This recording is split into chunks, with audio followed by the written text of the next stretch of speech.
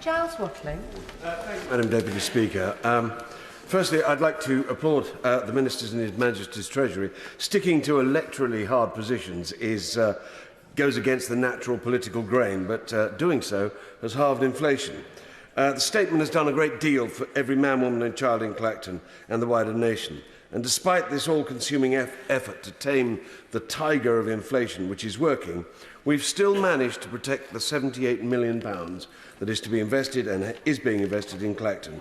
And I thank the government for my repeated pleas and listening to my repeated pleas to look after the coastal communities. That is levelling up.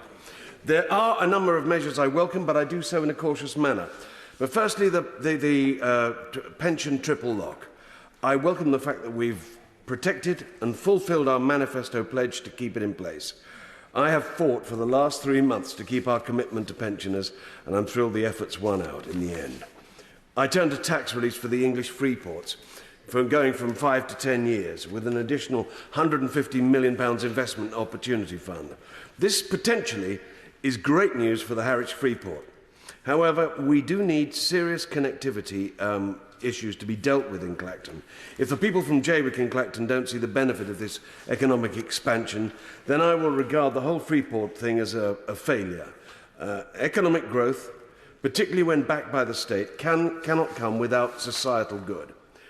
I would also like to have a word regarding the banks. Our central bank, I thought, was painfully slow to respond to the blatantly obvious inflationary bubble post-COVID. Our current rate of 5.25% is a result of the backdrop of being too low for too long, and the subsequent climb far too incremental, starting in December 2021. Our high levels of interest at a time of falling inflation could well represent the banking sector profiting out of the Bank of England tardiness, and that cannot be right. And the Bank of England needs to respond in a reasonable way or risk the ire of the business community and indeed of this House. We need to lower interest rates as soon as possible in order to save some of the businesses in my constituency that are on the brink.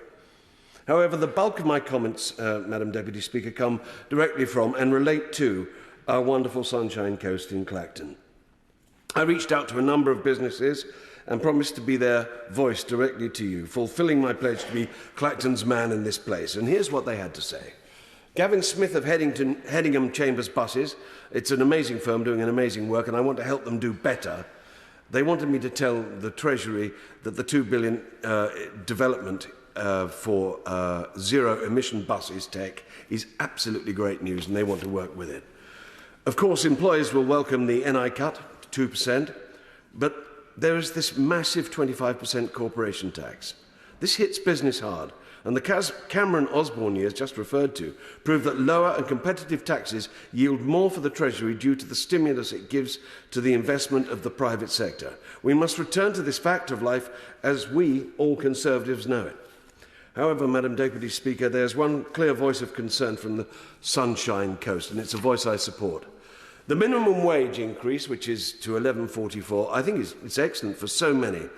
But for over 2 decades now, governments have been using a very disingenuous term. We are increasing pay, they say. Let's be clear, the government isn't increasing pay. It is telling others to increase pay. What does this all mean in real terms? Well, for Amazon, a firm which saw profits explode thanks to COVID spurring online sales, and they got $513 billion global revenue in 2022, it means very little. For leisure, like the Lifehouse in Wheelian, it is devastating. Peter Murphy, their CEO, told me that they expect their fixed cost to increase by £500,000. This company is frankly a model business, and it does face extinction unless something is done. They employ locally, they give to charity, they've regenerated historic grounds. Even their restaurant menus show where the local produce has been sourced from across the immediate area.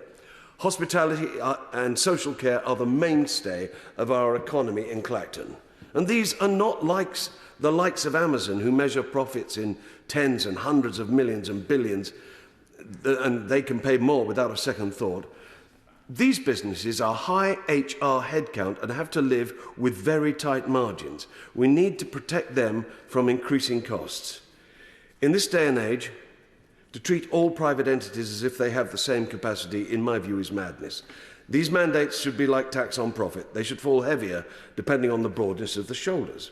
I'm fine with the idea of special taxation on certain giants to retire the COVID debt, the interest of which I believe is a millstone round the national neck. But we cannot pretend that wages are government money. They are businesses' money, and they are not exhaustible. So, to conclude, Madam Deputy Speaker, with falling inflation and key investment, we're well on the way to recovery. However, my message from Clacton is that recovery is led by business, not by Whitehall. That means we need to get the costs off their backs and let them, the businesses, do what they do and know best. Thank you.